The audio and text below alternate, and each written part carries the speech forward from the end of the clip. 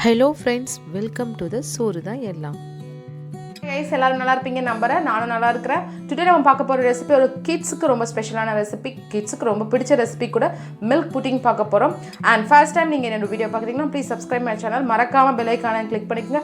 And also subscribe பண்ண எல்லாருக்கும் என் மனமார்ந்த நன்றிகளை தெரிவித்துக் கொள்கிறேன். அண்ட் வீடியோக்குள்ளே போகலாம். இப்போ மில்க் புட்டிங் செய்கிறதுக்கு வந்து சைனா கிராஸ் நான் எடுத்துருக்கிறேன். நீங்கள் சைனா கிராஸ், அகர், ஜெலட்டின், அப்புறம் எது வேணாலும் எடுத்துக்கலாம். நான் சைனா கிராஸ் பாருங்க இப்படி தான் இருக்கும். இதை வாங்கி இப்படி கட் பண்ணி எடுத்திருக்கேன். 10 கிராம் சைனா கிராஸ் எடுத்திருக்கேன். இது 10 கிராம் அளவு. இதை வந்து நான் ஊற வச்சுக்கணும். இதை ஒரு 1/2 hour ஊற வச்சு எடுத்துக்கலாம். ஊற வைக்காம செய்யலாம், பட் ஊற வச்சா அதில் ஏதாவது சப்போஸ் அழுக்கு ஏதாவது இருந்தாலோ தூசு இருந்தாலோ வந்துடும். ஸோ இதை 1/2 hour இப்படி ஊற வச்சுட்டு அப்புறம் செய்யலாம். இப்போ நான் 10 கிராம் சைனா கிராஸ்க்கு வந்து 1 லிட்டர் பால் எடுத்துருக்கிறேன். ஸோ இது ஊறட்டும், 1/2 hour கழிச்சு பார்க்கலாம். நம்ம இப்போ ஊற வச்ச அகர் வந்து ஊறி நல்லா ரெடி ஆயிடுச்சு. இப்போ நெக்ஸ்ட் நம்ம பார்க்கலாம். இப்போ நான் ஒரு சாஸ் பேன் எடுத்திருக்கேன். அதில் வந்து நம்ம 1 லிட்டர் வந்து பால் ஊற்றிக்கலாம்.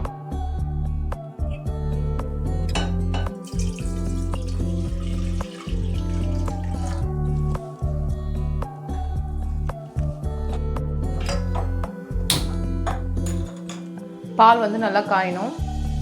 காஞ்சதுக்கப்புறம் சுகர் ஆட் பண்ணலாம். இப்போ பால் வந்து நல்லா காஞ்சிட்ருக்கு.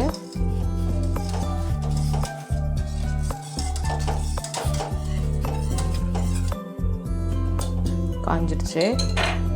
கொஞ்சம் கொதிச்சா போதும், அதிகமாக அப்படியே கொதிச்சு ரெடியூஸ் ஆகணும் அப்படின்லாம் தேவையில்ல. பால் நல்லா காஞ்சிட்ருக்கு. இப்போ இந்த ஸ்டேஜில் நம்ம ஊற வச்ச அகர் தண்ணி கொஞ்சம் இருத்துட்டு சேர்த்துக்கலாம். தண்ணியோடு சேர்த்துட்டிங்கன்னா இன்னும் 2 பால் ரொம்ப தண்ணி ஆகிடும். இப்போ இதை வந்து சுத்தமாக இதில் வந்து டிசால்வ் ஆகணும், கரையணும்.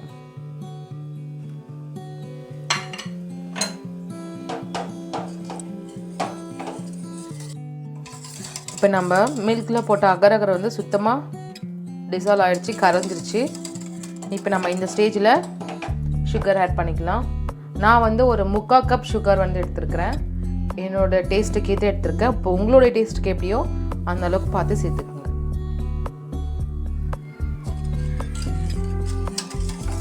சுகரும் நல்லா கரையணும். இப்போ நம்ம போட்ட சுகரும் கம்ப்ளீட்டாக வந்து கரைஞ்சிருச்சு. இப்போ நான் இதை வந்து 2 வந்து செப்பரேட் பண்ணிக்க போகிறேன். 2 பங்காக பிரிச்சுக்க போகிறேன். இப்போ இந்த மில்கை வந்து நான் 2 பங்காக பிரிச்சிருக்கேன். இதில் பாதி இதோ மீதி இருக்கிறது இந்த சாஸ் பேன்லேயே பாதி இருக்குது. இப்போ இதில் கொஞ்சோண்டு நான் ஃபுட் கலர் ஆட் பண்ணிக்கிறேன். நான் க்ரீன் கலரை எடுத்திருக்கேன். உங்களுக்கு என்ன கலர் வேணுமோ நீங்கள் அதை ஆட் பண்ணிக்கலாம். நான் ஆப்பிள் க்ரீன் எடுத்திருக்கேன்.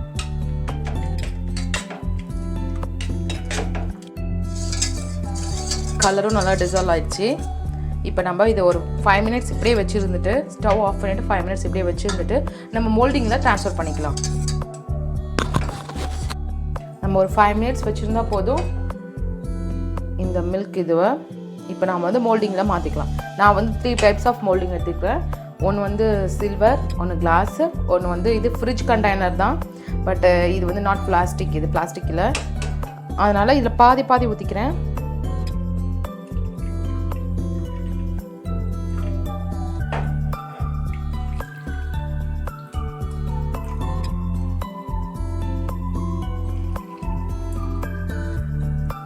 இப்போ இது வந்து இப்படியே இருக்கணும். ஒரு 15 minutes செட் ஆகிறதுக்காகும். இது இப்படியே விட்டுட்டு கொஞ்சம் நேரம் கழிச்சு நம்ம ஃப்ரிட்ஜில் எடுத்து வச்சிடலாம். இது மேலே ஒரு பேஸ் இன்னொன்று ரெடி பண்ணணும். இது ரெடி ஆனதுக்கப்புறம் தான் அதை ரெடி பண்ணி ஊற்ற முடியும். இப்போ நம்ம இதை ஊற்றி வச்சுக்கிறதுல பபிள்ஸ் வந்து மேலே எதுவும் இருக்கக்கூடாது. பபிள்ஸ் இருந்தால் சீக்கிரமாக செட் ஆகாது. அந்த பபிள்ஸ்லாம் நம்ம வந்து இப்படி உடச்சி விட்டுக்கணும். பபிள்ஸ் இல்லாத மாதிரி நீங்கள் ஊற்றிக்குங்க.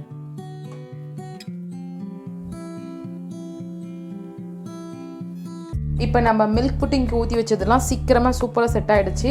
நான் வெளியே தான் வச்சுருந்தேன், ஃப்ரிட்ஜெலாம் எதுவும் வைக்கல, ஃப்ரிட்ஜிலோ ஃப்ரீசர்லேயும் வைக்கல. இப்போ இது செட் ஆகிடுச்சு. இப்போ நம்ம இது மேலே வந்து ஒரு ஃபோர்க் வச்சு சும்மா லைட்டாக மட்டும் இப்படி குத்தி விட்டுக்குங்க.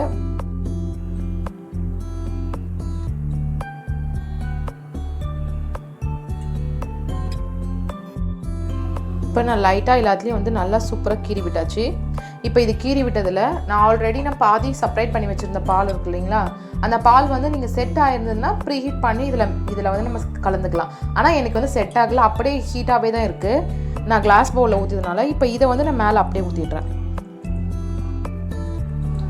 இப்போ நான் 3 மோல்டிங்கில் வந்து பாலை ஊற்றி வச்சுட்டேன். இப்போ இதை வந்து ஒரு 10 மினிட்ஸ் அப்படியே வெளியே வச்சுட்டு ஒரு 2 ஹவர்ஸ் ஆர் 3 ஹவர்ஸ் வந்து ஃப்ரிட்ஜில் வச்சு எடுக்க போகிறேன். ஃப்ரீஸ் பண்ண போகிறதில்ல, ஃப்ரிட்ஜில் வச்சு எடுக்க போகிறோம். நம்ம மில்க் புட்டிங்க்கு ஊற்றி வச்ச ஃப்ரிட்ஜில் வச்சதெல்லாம் சூப்பராக செட் ஆகி அழகாக வந்துருச்சு. இப்போ நம்ம இதை பிளேட்டுக்கு ட்ரான்ஸ்ஃபர் பண்ண போகிறோம். ஓரங்கள் வந்து ஒரு கத்தி வச்சு லைட்டாக கீறி விட்டுக்கலாம்.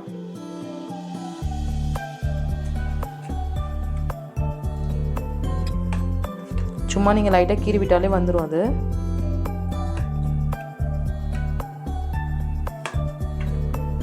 இப்போ நம்ம பிளேட்டுக்கு வந்து ட்ரான்ஸ்ஃபர் பண்ணிக்கலாம்.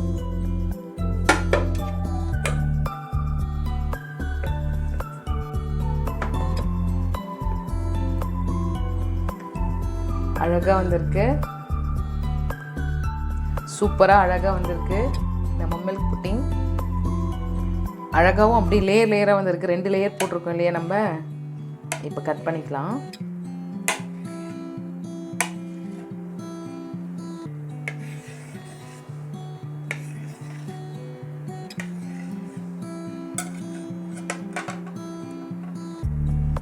இங்கே பாருங்கள் எவ்வளோ செம்மையாக வந்திருக்கு, எவ்வளோ சாஃப்டாகவும் இருக்குன்னு பார்த்துங்க.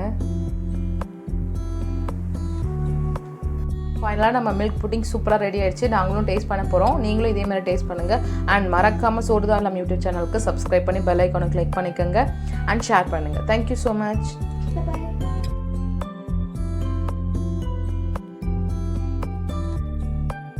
இந்த ரெசிபி உங்களுக்கு பிடிச்சதுன்னா சப்ஸ்கிரைப் பண்ணி பெல் ஐக்கானை கிளிக் பண்ணிக்கோங்க அண்ட் ஷேர் பண்ணி கமெண்ட் பண்ணுங்கள். தேங்க்யூ.